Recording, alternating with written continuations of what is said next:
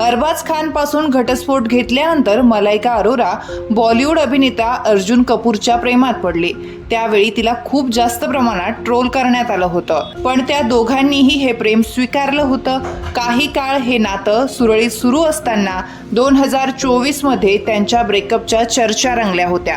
नेहमीच तिच्या वैयक्तिक आयुष्यामुळे चर्चेत असणारी मलाइका ही तिच्या अंगावरील टॅटूमुळे देखील प्रसिद्धीस येत असते।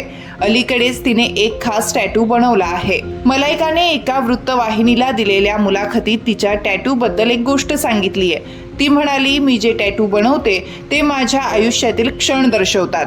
2024 हे वर्ष माझ्यासाठी संघर्षमय होतं। मी काढलेला टॅटू हे 2024 या वर्षाचं प्रतीक आहे।